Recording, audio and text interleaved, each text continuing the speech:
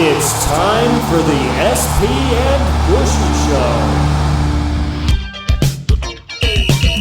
Here's your hosts, SP and Bushy.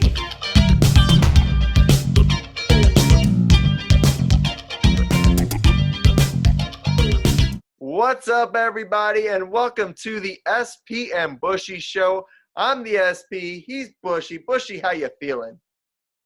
I'm doing good. A great weekend of sports, actually. Again, hockey's coming tomorrow as we're recording this. I'm very, very excited. I mean, sports is getting back to normal, I guess, in some way. Yeah, it's good to see it almost back to normal. You saw a lot of full crowds at the NFL playoffs this last weekend and a lot of exciting stuff. We also got to give a shout out to on Twitter, Glaybar with no brim. We quote tweeted his tweet with the caption that it's because of Lawrence Taylor that Troy Aikman doesn't remember playing against Lawrence Taylor. And it got like 1,000 likes, which was obviously like the most we've had for our small podcast. So it was really cool to see that. And so thank you all for kind of showing us that love and support on Twitter. Yeah, and it was great, and we interacted a lot with some fans as well, and we kind of got a little bit of a debate going on. I feel like it's an old generation, new generation thing when it comes to LT and Aaron Donald. It certainly is. I think it's something that we will definitely have to revisit in a later podcast, maybe lay out like a best defensive lineman of all time.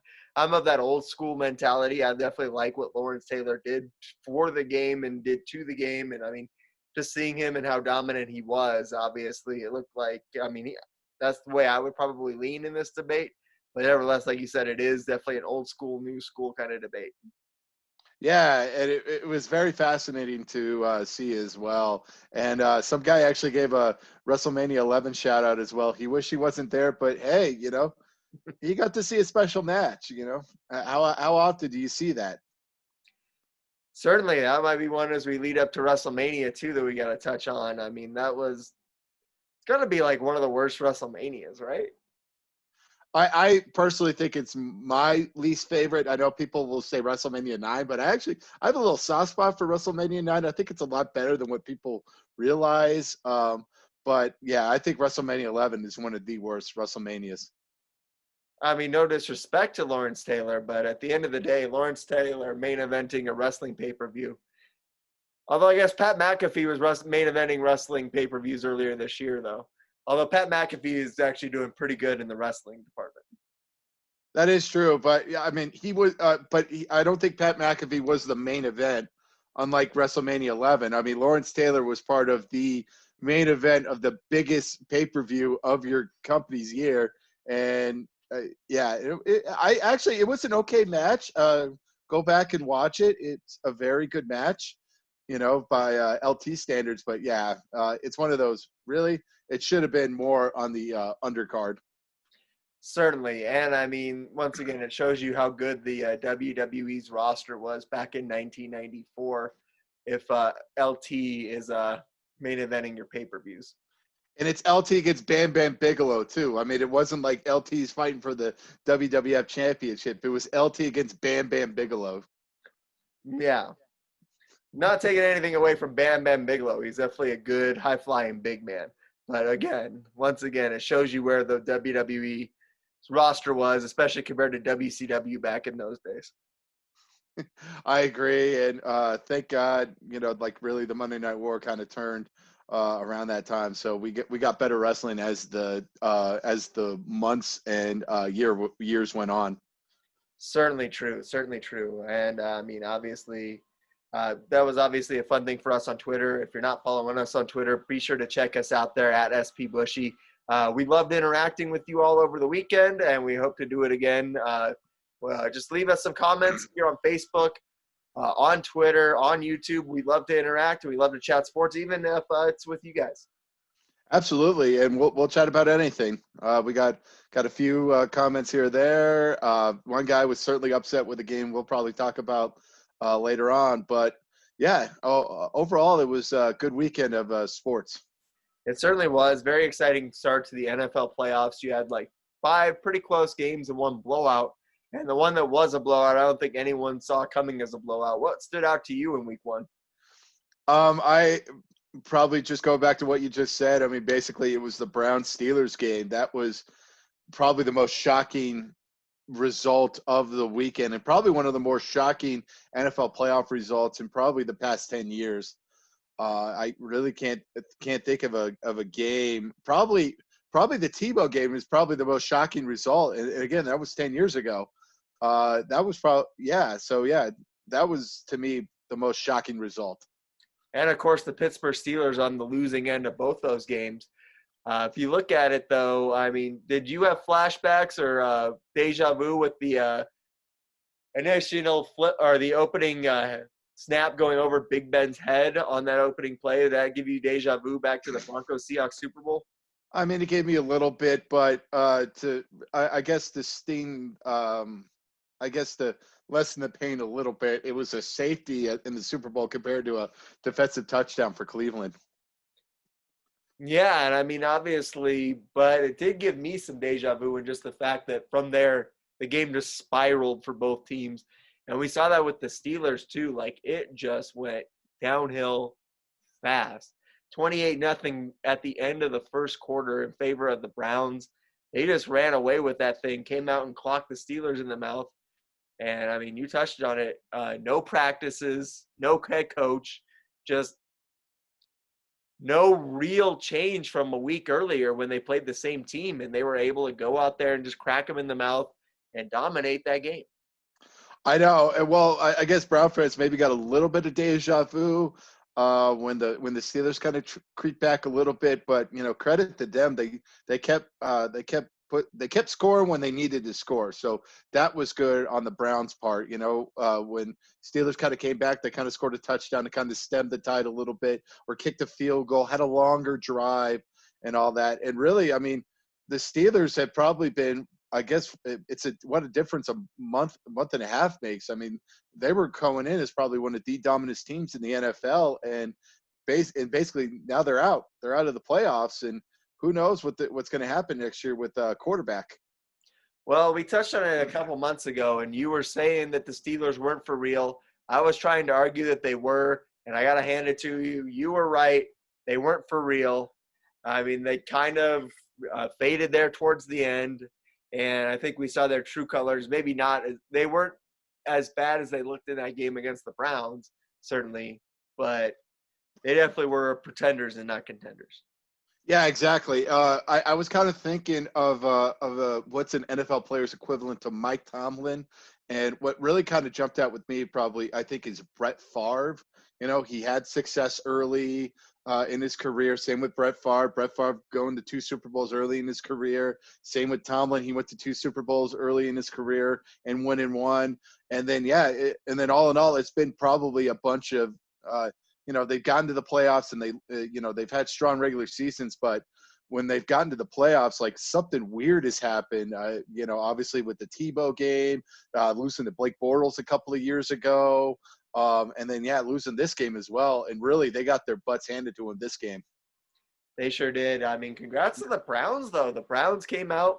They didn't let the Steelers bounce back from that early struggles. They kept piling it on. They got the 4 turnovers. They really turned that game and turned it around fast. Yeah, it was very good. And again, going back to the 4, they scored it. They scored when they needed to score as well. So it was a credit to them. They didn't choke like most Cleveland sport teams do. Got to give them credit, too. It was their first playoff victory since Bill Belichick was their head coach back in like 1994, I saw. Exactly. Yeah. I mean, the team now that won that game is in Baltimore. So it's really kind of crazy to think about. And here the Bengals fans are probably going, where's our turn? The Browns have won, the Bills have won. When is it the Bengals' turn to have this playoff victory? I think the Detroit Lions are also clamoring for the same thing, too. Yeah, the Lions and the Bengals. Yeah, they're both in kind of that same format. So it's 2 long-suffering franchises, which could be a list coming up soon. Yeah, so many lists to get to. Like I said, we have a lot of good things to talk about. I mean, obviously, congrats to the Browns on that victory. Bill Belichick, also got to give him a shout out with everything going on in the political climate. I don't want to get too political, but for him to turn down like the Presidential Medal of Freedom, I thought was a classy move at this time. It doesn't matter for me. I mean, that's great for him, but yeah, it doesn't matter on my end. Okay. Well, I thought it was a classy thing to do just with everything going on. To stay away from the political sphere, I thought right now was probably the right move on his part. I agree. What jumped out to you on Wild Card Weekend? Let's see. There was a lot that jumped out to me, but I mean, I think that obviously, if you look at the way that Taylor Heineke was able to even get the Washington football team to compete in that game against Tampa Bay was quite amazing. And the fact that they only lost by 8 points to the Buccaneers was just a shock to me because I thought Tampa Bay was going to roll in there, destroy them, and move on. And that just wasn't the case. Right. Yeah. Doing our playoff preview last week. Yeah, it was. Yeah, I thought Washington may maybe keep it close, but then the Buccaneers go off in the second half, and it looked like it was going that way. But really, Heineke really kept Washington in that game as well. And if they got a stop here or there, they probably could have won that game as. Yeah, it was a shocking turn of events that they were even in that game with a guy who had never started at quarterback before, a 7-9 team going against an 11-5 team. And they made a game of it. So you got to give Ron Rivera and the Washington football team some credit that they were able to even put up a fight there. And I think that was an exciting one. Yeah, it was an exciting game. I was again shocked by the score, but we weren't surprised by the outcome. We were expecting the Buccaneers to win, and they won it. They certainly did. Obviously, a big victory there. What other games did you have? Anything else you wanted to touch on? I mean, obviously, exciting weekend. I mean, Ravens Titans as well. I mean, Lamar Jackson getting the monkey off his back, and yeah, going with the I guess Mike Vrabel with your with the punt and with the punt as well. Yeah, Mike Vrabel. I mean, that was going to be my bonehead of the week. I think him going with that punt.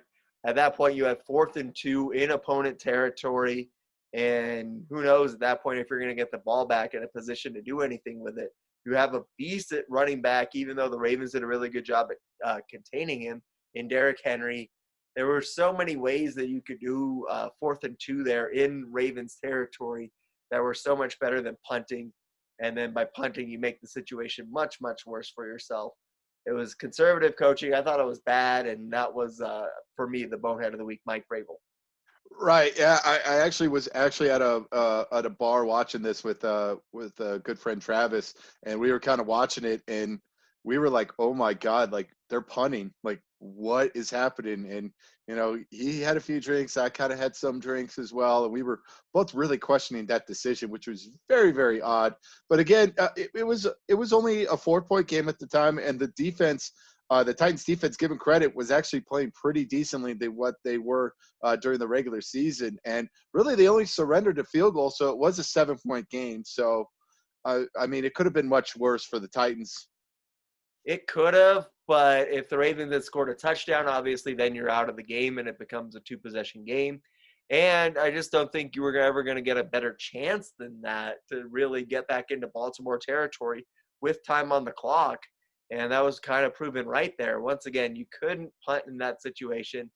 I mean, at that point, even if you give the Ravens a short field, if they march it down there, you have more time. So I think that was for me was the bonehead of the week. You said you were having some drinks. I'm sure the Tennessee faithful were having some drinks heavily during that contest. Exactly, yeah, and it was their first home playoff game in 12 years since 2008. Which actually they lost to the Ravens too. So they've lost to Joe Flacco early in his career. Now they've lost to Lamar Jackson early in their career as well. And it looked like it was going to be a really good Titans game. Where they got up 10-0 very early in the game, and they only scored 3 points after that. So it very, very confusing offense, I guess, for the Titans.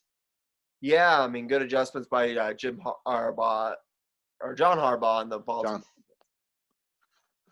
Yeah, and Lamar Jackson kept everything close, and they their defense actually gave them a shot to win compared to last time as well, where the defense really kind of faltered in the fourth quarter about a month and a half ago in that regular season game. So it was just nice, and it's two teams that really hated each other too. So it was kind of nice to see kind of a little bit of a hatred going on between these two teams. Yeah, a little bit of rivalry. I mean, we got some rivalry even in this first weekend too, as you had the Browns Steelers. Obviously, that's a rivalry. On top of that, you also had Seattle and the Rams, which is kind of turning into a little bit of a rivalry as well, as those two teams kind of jockey for position in the NFC West. And I think it was a big shock to a lot of people, and me especially, that I thought the Rams were going to keep it interesting, but I didn't think they were going to get the job done there in Seattle against the Seahawks, and that was a big victory for them. Yeah, it was a big victory. I agree with you. I thought once Walford went down, I thought it was going to be one of these games where it's like, oh, like I think the Rams are going to keep it close, but I think Russell Wilson was going to find a way to have this Russell Wilson fourth quarter magic, and it didn't really happen for the Seahawks. And it brings us to the meme game. I mean, there were definitely some memes on and some posts on Saturday about the Seahawks saying that Sierra would have been a better quarterback than Russell Wilson during that game. And they were also saying that, remember, like 3 months ago when they thought Russell Wilson was an MVP contender? I mean, obviously, he's kind of fallen off these last couple months.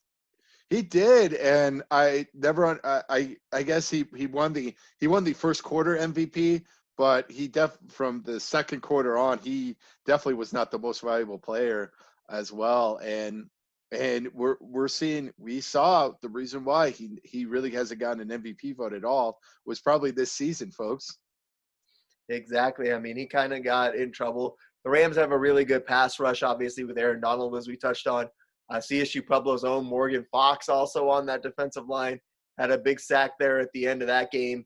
I mean, obviously, they have a very good defense, but the way they were able to keep the Seahawks in check was very impressive. And, I mean, they get to be maybe that surprise team as they get ready to head into Green Bay next week.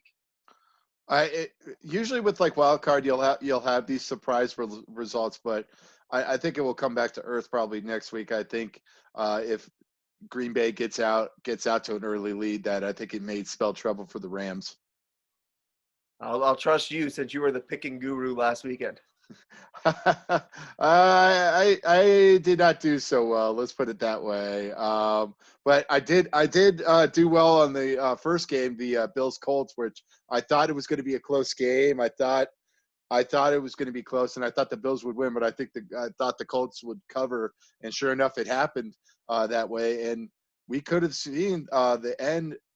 We could see the end of these great quarterbacks that you and I kind of grew up with Phillip Rivers, Ben Roethlisberger, and Drew Brees. We could see the swan song for these three quarterbacks. Yeah, I mean, obviously, I think Big Ben said he's coming back. Who knows on Rivers? I think Rivers has always been a little overrated, for my opinion anyway. But, I mean, he kept the Colts in that game against a very good Bills team. And, I mean, just the refereeing in that game was kind of mind-boggling at times, wasn't it? Really, other than the fumble call right at the end, I thought the refereeing was pretty good. I thought some of the definitely a lot of the replay calls were very good. But yeah, other than the fumble call, that was really a very head scratcher because he was not down. I have no idea what saw them to think that this guy was down from the angles that we saw. But it really did come back to bite him in the butt. Let's put it that way. It was clearly, once again, he clearly had gone down and then popped back up to his feet. And I give credit to the Bills players for being smart enough to wait until he's back up on his feet to try and knock the ball out. But the officials didn't reward that. Once again, Al Riveron, who sucks, standing by his officials on the field, which is defeating the whole point of replay, because the whole point of replay is to get it right.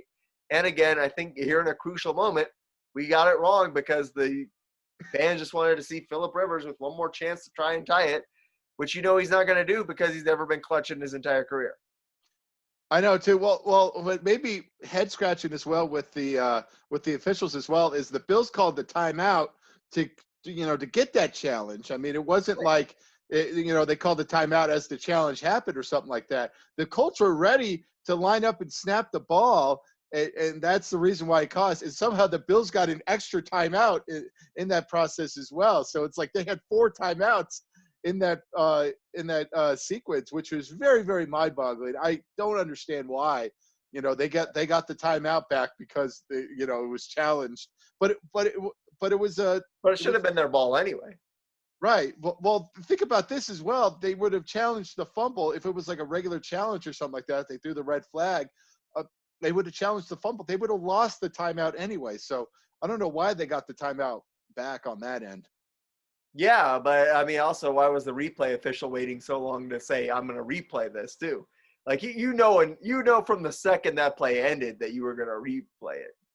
I know, yeah, but the Colts were trying to get up and try to snap the ball to avoid this to avoid the replay. But yeah, it was a very bad 2 minutes. Really, it was the best game probably of the weekend, and really, like, the officials almost screwed up the best game of the weekend. Certainly did. I mean, obviously, that was a head scratcher, and then there was. But congrats to the Bills on also exercising some demons as they win their first home playoff game since, once again, probably the early 90s. 95. That was their first. That's their first playoff victory since. Was it their first playoff victory? I think it was. I think this is their last playoff victory was 95. It might have been. Yeah, because They got beat on the Music City Miracle, too. Yeah, they lost to the Jaguars the following year. They didn't. They lost a couple of years they haven't advanced. So yeah, I think you're probably right. It's probably 95. Miami. Oh, it probably was. Did they beat Peyton Manning like in 2000 or 2001? I don't remember. I don't think so. Yeah, because they hadn't been in the playoffs in forever as well. So I think this is their first playoff victory. So, and it was weird. They showed like this kid that looked probably no older than like 17 or 18. And this kid was like, didn't know what to do. This kid was like, what just happened and all that. And it's just like, kid, you just won a playoff game. Hey, you just saw a playoff victory. Some of us, I guess you and I got spoiled a little bit as kids by the Broncos' success during the 90s. And I guess we forget that some people are still learning how to win playoff games. Right, yeah, and really they won a couple in 2000 in the 2000s, and then obviously 2010s early. They won a lot, so we were used to playoff victories. But yeah, I guess it is true. Yeah, Bills fans just didn't know what to do with themselves. It's true, and I mean, obviously that kid wasn't even old enough to remember when the Sabres were good either. So that kid, hasn't had any success in his sports cheering career. Well, yeah, the Sabres were successful. Like I think like right after the lockout, but then it's been a steady decline for them. I mean, I know they went to the Cup in the late 90s. Yeah, well, they went to the Eastern Conference Finals, I think, either in 06 or 07. So yeah, they had a little bit of success, but then it's been really just a slight decline for Buffalo. Well, congrats to that kid in the city of Buffalo for getting that victory too. I look forward to seeing what they're going to do this weekend against the Ravens. That game, I think, is probably the most interesting one on the docket for me this weekend. Yeah, it's probably the best. Yeah, probably the best game of the weekend. I'm very excited for what's that going to happen. How's the Bills defense going to handle Lamar? How is can the Ravens defense keep up what they did last week? So it's going to be a very interesting game. Yeah, I can't wait for it. I think that's going to be a good one. But there's still one more game from last weekend we got to discuss in the NFL, and that was the Bears-Saints game. I think we had two different viewing experiences for that one. I think you watched the Nickelodeon version. Let's talk about that game and the Nickelodeon broadcast.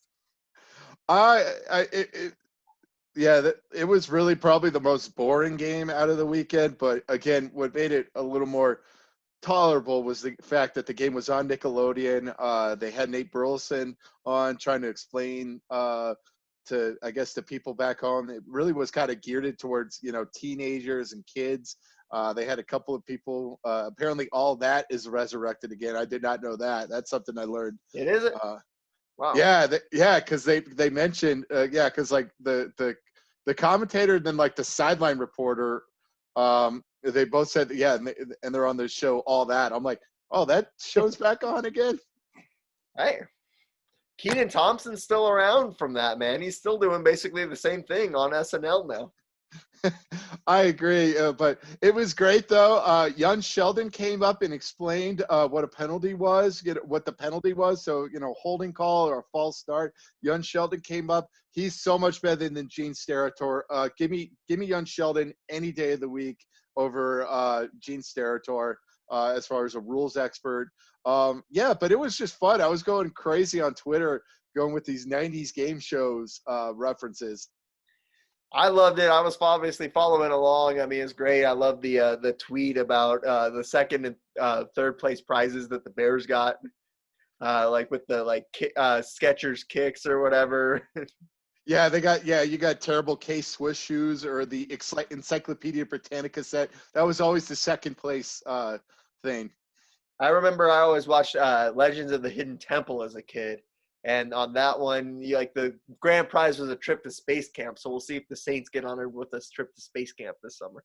I agree. Yeah, and hopefully Mitch Trubisky, which that's going to be my bonehead player of the week, is really the people voting for Mitch Trubisky as the Nickelodeon MVP. Like, really? Like, they got it. It was bad. They should at least give it to like Drew Brees or like Emmanuel Sanders or something like that. They could have, or Alvin Kamara. Just give it to somebody on maybe the Saints. That would have been a lot better than Mitch Trubisky. But, I mean, Sean Payton, he takes the sliming like a man. You got to give him some credit. I do got to give him credit. Yeah, he got slimed. I was very happy about that. He honored his bet that, if they won the game, he would get slimed. So I'm glad with that. I just went, and they had like a virtual sliming thing. I would have loved it too if he got slimed during the game or after the game, like a water cooler dunk. How we had with the Cheez-It Bowl or the Potato Bowl. I would have loved that. But hey, he honored his bet and he got slimed. That was great, obviously. I mean, that sets up a third meeting between the Saints and the Buccaneers. I mean, the Saints kind of had their number in the first two games. Do you think that the Buccaneers get them in the third? Yeah, we will see. Again, it's hard to beat a team three times, and the Buccaneers have looked strong, but really they haven't played that good at defenses as of late. So we will have to see if that continues. I mean, the Saints are a good team too. They seem to be hitting their stride right now too. I think that's another game that's going to be exciting this week. All of them are exciting. I think Packers-Rams will be good. And then I'm interested to see how the long layoff affects the Chiefs, because even Patrick Mahomes, he hasn't played, and it's going to be almost 3 weeks between his appearance in the game where they clinched home field and then again against this week against the Browns. Right, and he didn't look good in that Week 16 game. So it is going to be kind of curious to see how they may start off slow and may get down, but can this team come back like they did last year? When they were down 24-0 against Houston, but they came storming back and just really took it to the Houston Texans. Can they do that this year? That's going to be the big question. I mean, that team obviously has so many weapons. It's so tough to count them out in anything. But I mean, obviously they've looked a little sluggish lately. So let's see what happens. Yeah, and if the Browns played like they did last week, it could be trouble for or for Kansas City. Yeah, especially if they get their head coach back and some of these players off the COVID list, they could put up a fight. Yeah, they could put up a fight, and really, it could be one of these instances where they could be like the 2011 Packers, where they won the Super Bowl the year before and they looked amazing, and then they looked dominant through the regular season, and then they hit this one team, and they just look like everything went the other team's way. It really did with the New York Giants. So we will have to wait and see on that one. Yeah, obviously it's going to be a very exciting NFL playoffs this weekend. Once again, hope you follow along with us on Twitter. We're going to have some more thoughts on there for sure at SP Bushy because I mean, obviously we're going to be watching these games. We can't wait for them. I know. I'm looking forward for. Oh wait, it's not going to happen. I was looking forward to another Nickelodeon broadcast, but that isn't going to happen. Oh man. I know. Yeah, I know. I was really kind of hoping. I mean, they bring back some of these. Just get more quick or something like that to explain. The scoring. You know. Wow. That's deep cuts. Deep cuts, Let's go global to guts. the leaderboard. Move. Deep cuts, global guts. I love it. Oh yeah. I mean, the Wallace stuff Mike is. O'Malley. Yeah, get Mike O'Malley or something like that. Just have him go hyping crazy for a few minutes. As like the sideline reporter. I was talking to Coach Harbaugh, man, and he said that. Yeah, just get him interviewing a coach with all his enthusiasm, like he was interviewing the kids back in the day on Global Guts. Oh man, that'd be fantastic. Yes, I agree. Or have him do the highlights. Yeah, have him do the highlights. And here comes Lamar Jackson, and he says, "I'm not going to get stopped," as he goes barely towards the end zone. There he is, attacking the aggro crag. Oh man. That's the only disappointment about the Nickelodeon trophy was the fact that it wasn't a piece of the aggro crag. It would have been probably definitely a lot better. Oh yeah, how badly did you want a piece of that crag when you were a kid, man? Oh, that I probably would still have it on a mantle or something like that. If I had a piece of the aggro crag, it'd probably be in the background of this show. Oh, absolutely, dude. That would be like one of those trophies you would never give up.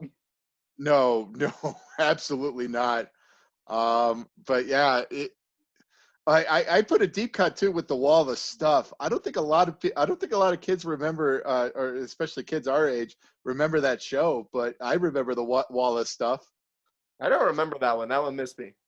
That was from What You Do. It was another Mark Summers hosted show, and the Wallace stuff. And they always choose like 5, 6, or 7. And it was always like a T-shirt or a water bottle or something like that. It really wasn't like a trip to space camp.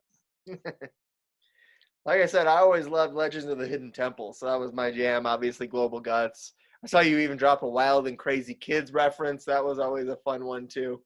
Did you enjoy my Salute Your Shorts reference as well? I did, for sure, man.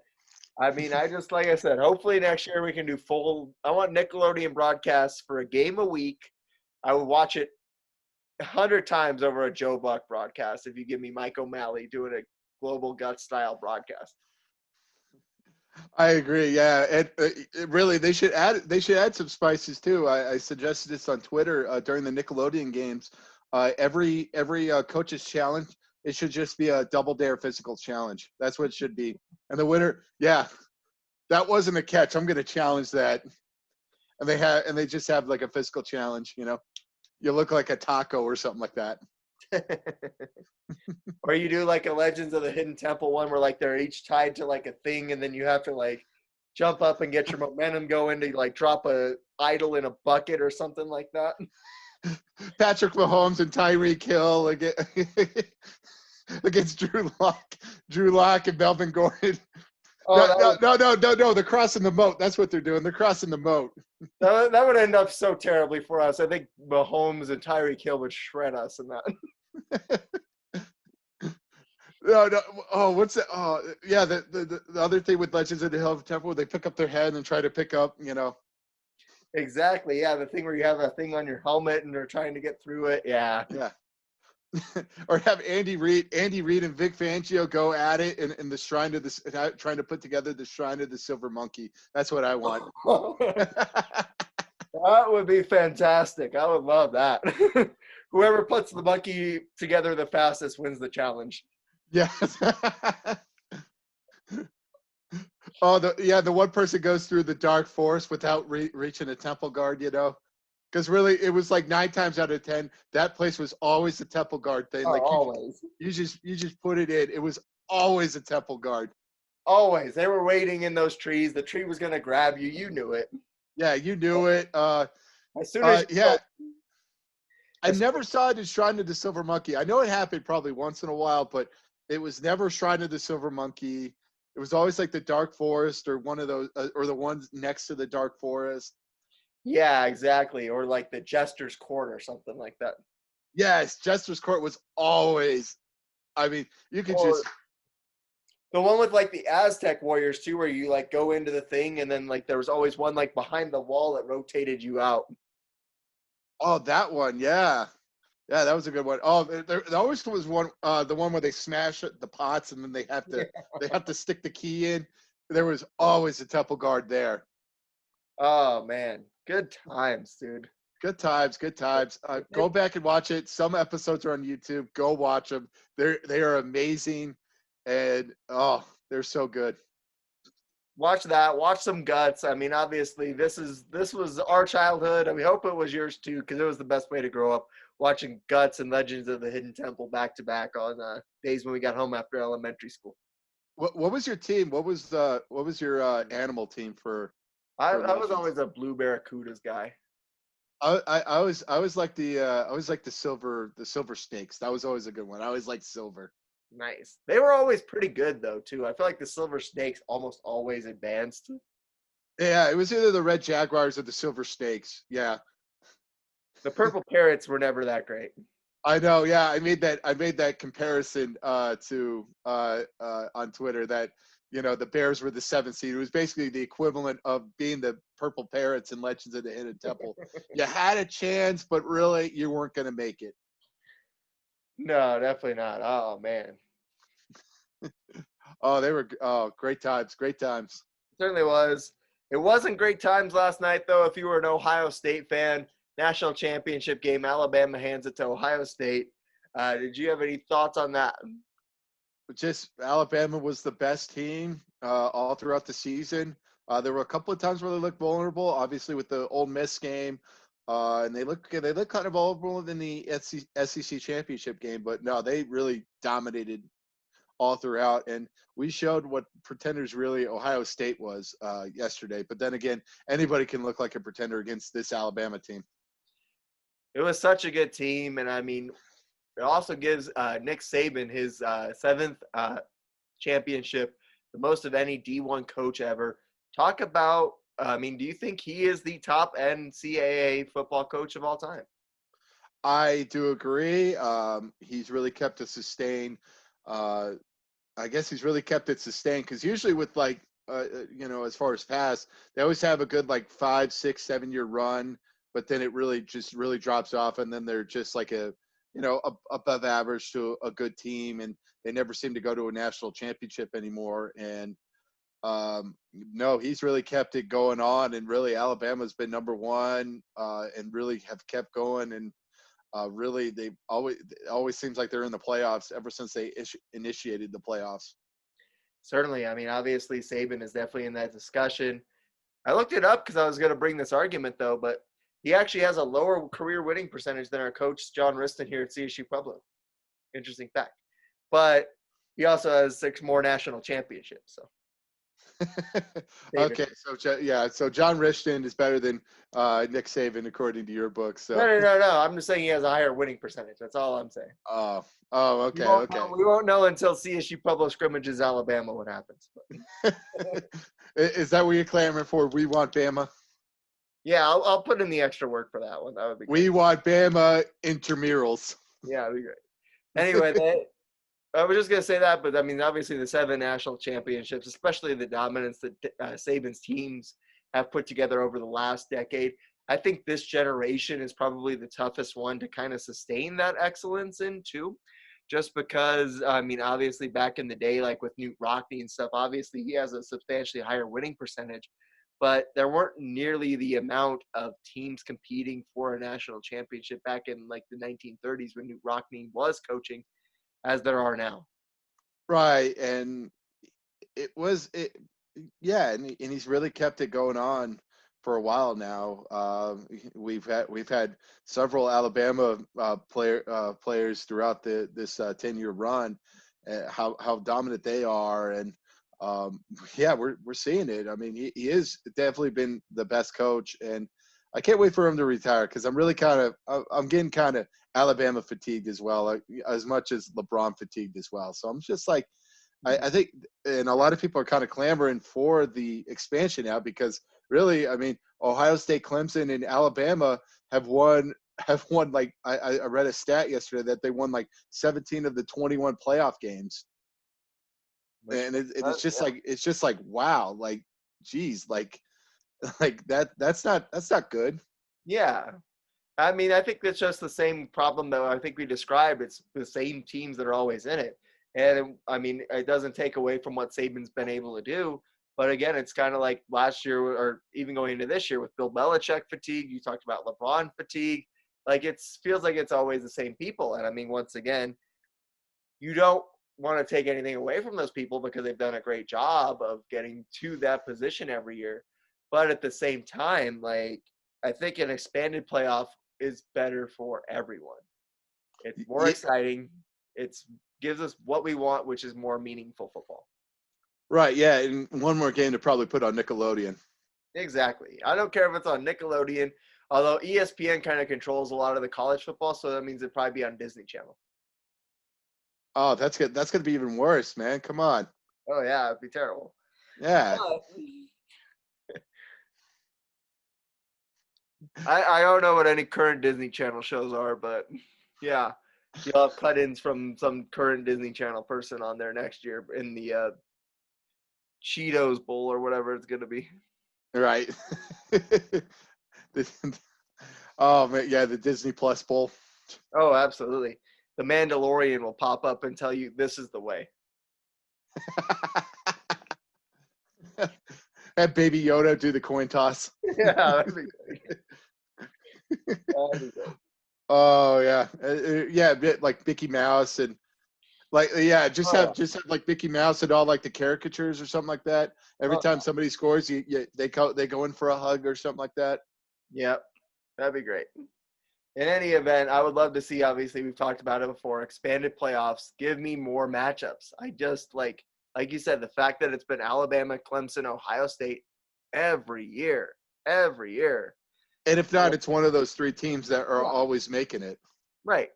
And, I mean, there were a couple of years in there where, like, I think Bama had lost, like, hadn't even made it to the SEC championship game. It had even been advanced into the playoffs. And so I guess that year to me, especially, like, if we're going to do that, then once again, let's open it up to everyone. 8 teams, 16 teams eventually. Like, give me more meaningful games. Yes, I want more meaningful playoff games, and maybe that will help recruiting a little bit, recruiting for these other teams, because I think that's really been helping a lot of some of these schools like Clemson, Ohio State, and Alabama. That's like, hey, we're in the college football championship at least every year, folks. So might as well come to this game.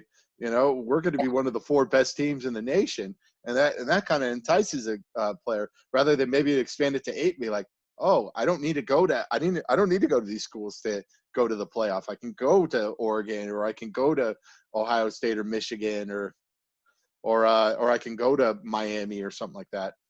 And I mean, that's a good point. I think that could be what's hurting the parity so badly in college football is because, I mean, kids that are in high school now and all these kids, they see the same teams competing for a national championship every year. So at this point, yeah, if I'm a D1 elite prospect, I'm thinking, okay, if I want to compete for a national championship, I better go to Alabama, Ohio State, or Clemson because those 3 are definitely guaranteed to be in it every year. And if I go to another school, even if I do good, or if I play well and we go undefeated, where you could still get, you surpassed by a 1-loss Clemson team, a 1-loss Alabama team, a 1-loss, well, obviously Alabama didn't lose this year, but a 1-loss Notre Dame team because it's all about ratings. And that's the message that we're sending to kids right now. Yes, we're sending to kids. Yes, if you can't beat them, join them. Really. I mean, it's been the message with the NBA, and now probably with the NFL or something like that. Now with the NCAA, yeah, if you can't beat them, join them. That's true. Tom Brady's kind of doing the LeBron thing in Tampa Bay, where he's like getting all these like elite guys. Like he basically made like a Madden 17 All-Star team in Tampa Bay this year. Exactly. Yeah, with the Madden 17, yeah, with like Fournette and all that, and with Evans and yeah, Antonio Brown, Gronkowski. Yeah. Yeah. Yeah. Yeah, and it's just fascinating. I don't like, it's like, it's like some of these teams are figuring out, if you can't beat them, join them. So you got to change that as well. And it's happening too with baseball. Absolutely. I mean, it's kind of something that we're seeing across all sports right now, except for hockey, which is why I love it and why we're excited. NHL starting tonight, Or which is, tomorrow night. well, it'll be tonight by the time the episode airs. Okay. Either way, it's hockey. It's back. Are you excited? Who do you got? Let's talk about it. NHL preview. I'm excited. I'm very excited. I love hockey. It's probably my after football. It's probably my favorite sport. Obviously, back behind here, I got some Av stuff back behind, and I mean, this is kind of the team to kind of look forward to as well. I mean, really, they've had these playoff like unsuccess and all that, and they just they kind of need to get over this hump a little bit. Can they get over this second round hump that they've had the past couple of years? And if they can, they really have a really dangerous team, and it's kind of exciting, to really think about Stanley Cup again for the Avs. It certainly is. I mean, obviously, it's exciting. We talked about it a little bit last year. They ran into trouble. I think the Stars were not a good matchup for them. And they also ran into some injuries and stuff, too. I mean, they were basically down to like a four-string goaltender in Hutchinson. I mean, Yeah. Injuries played a lot of luck as well. It's like EJ goes down, Eric Johnson goes down the first game. It's same with Grubauer. Grubauer goes down the first game, and then Landeskog goes down in game 6 as well. They've had really some bad, timely, unlucky injuries. Certainly. So, I mean, obviously, they're a team to watch. I think Dallas will be back there. Vegas has always been a good run franchise in its 3-year history. So, I mean, they're going to be in the mix as well. As well, yeah, and maybe St. Louis comes back a little bit. They had like this cup run, and really the Stars may have a target on their back this year because they were the Western Conference champions, and really it goes up to their goaltender as well. Can the goaltender have a success again like he did during the bubble playoffs? Yeah, because he got hot. I mean, that's one thing that obviously kind of defines things in the playoffs is can you get that hot goaltender? And the hot goaltender is the key to any playoff run in hockey. Right, and can the Lightning repeat as well? We haven't had Pittsburgh won it, but it's hard to repeat in the NHL. It certainly is. I mean, I'm excited to see what they can do. I think they still obviously have a very good team. Obviously, Washington's going to come back after them. I think there's a lot of teams, and it's going to be interesting to see now that they're all playing each other as part of the same division. How do the Canadian teams factor into this thing as well? It's going to be fun, especially with the Canadian teams. I'm really kind of curious. Does Edmonton finally take the leap because they're facing all the Canadian teams? Or Montreal. Montreal's been close, it feels like, a couple of years too.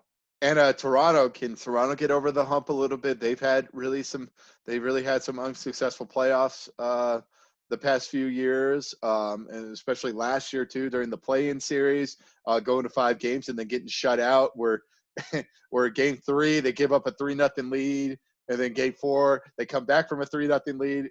They really are a fascinating team to watch, and they look like they have talent, but who knows? They are, and I mean the New York Islanders were another team that was on the verge of looked like getting close to the cup last year as well. And Exactly. they could. Exactly. Yeah. Could Varlamov have that run like he had last year, which time says no. So we will have to see with that. We always joked with him when he was in Colorado. I always joked with him with a couple of coworkers.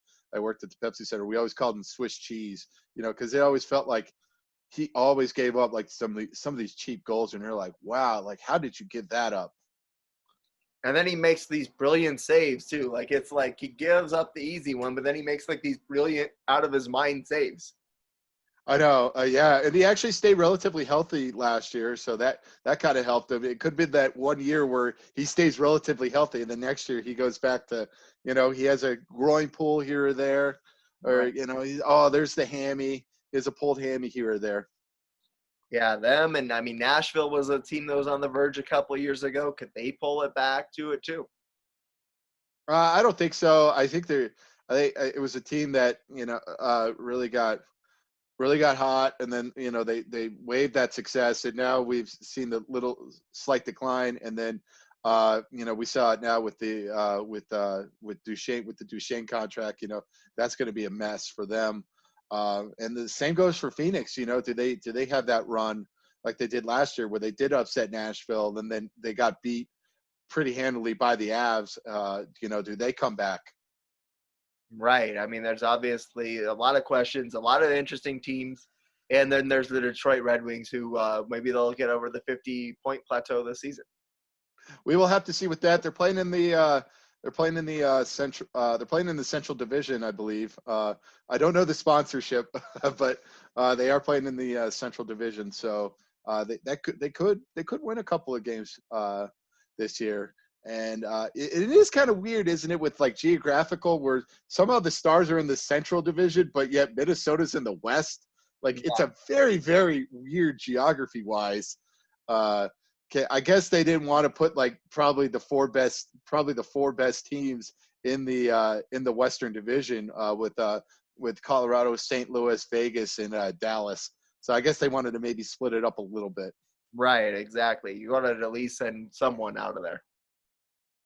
Exactly. Very weird. And I'm not ready for these 8 o'clock hockey games, really, since they're in the Pacific Division again. And so they're gonna have to play all the California teams. So it's gonna be a lot of 8 o'clock hockey games, and I'm like, I am not ready for that. I'm a night owl. I'm ready for hockey whenever. Give me some hockey. I mean, I am a night owl as well, but I just don't, especially come playoff time, because those games are going to be on at 8:30, and man, you're going to just be. I know you're going to be so wired after the game that you're not going to be able to sleep. Exactly. I'm just excited. We got hockey here. Opening night tonight, tomorrow night, whichever night you are watching the show. Well, and we forgot about Vancouver as well. Like, does Vancouver take this step, especially since they're in that North Division where they play all the Canadian teams? So does Vancouver take that leap as well, and they could be the team that comes out out of Canada? Who knows? Yeah, I mean, it's gonna be very interesting to see all the Canadian teams playing against each other. I think those are gonna be fun games to watch. I think it's gonna be fun to see the way that the bubble works in Canada as opposed to the U.S. Like, is it going to be like a situation where like games get canceled more in the U.S. than Canada too? It's going to be interesting to see how things work. Yeah, or vice versa, or is it going to be a lot like, I don't know, based on the scheduling format? I'm like kind of looking at like they're playing kind of the same teams twice in like a 5-day span, so they're giving some people some more rest days. So there's a couple of back-to-backs here or there, but but they've really kind of kept everything pretty close or something like that. And I'm looking at the app schedule, at least for the beginning of January. It's like, they play St. Louis a couple of times, and then they go and play the Sharks a couple of times, and then they go and play, the Southern California team. So they play LA, and then back to back with Anaheim as well. So it's going to be interesting. I feel like we'll have a couple of games maybe postponed here or there to start the season. We saw it with the MLB, and we're seeing it now with the NBA. Really they've gotten a couple of outbreaks here or there. So I'm not going to be shocked if we'll have a couple of these games getting canceled or postponed. Yeah, I don't think it would shock me either. I think it's going to be, but once again, it's very exciting. Hockey's back. Bring on the hockey. Bring on the hockey. I'm ready to wear my jersey tomorrow. I'm very excited for the game. Again, Comcast and Altitude, get your crap together. We want to see hockey. Give us hockey. We want to see it. We want to see the Avs. We want to see the Nuggets. Please get this situated. Absolutely. I want to watch some hockey. Help hook it up, Altitude, for sure. Yes, hook us up. Yes, we want to watch the games. We want to watch it. Just think, though, there's probably some guy in Anaheim right now that's excited about getting to wear his retro Ducks jersey. Oh, great! You know the Avs are going to play a game against the Ducks, and they're going to be wearing those jerseys, and it's going to be like, oh God. I hope so, because the Avs are probably going to win that game 7-0. No one can feel serious or feel good about playing a game in that jersey. I know. I can't imagine like John Gibson or Ryan Getzlaff wearing that jersey like that. That's going to be so ugly on them. Oh, for sure. Thank you for listening to the SP at Bushy Show. This podcast was created by Sean Pooley and Stephen Bush. Intro was created by Zach DeMose. For more content, please visit our Twitter at SP Bushy and our YouTube page at Sean Pooley. Thank you again for listening.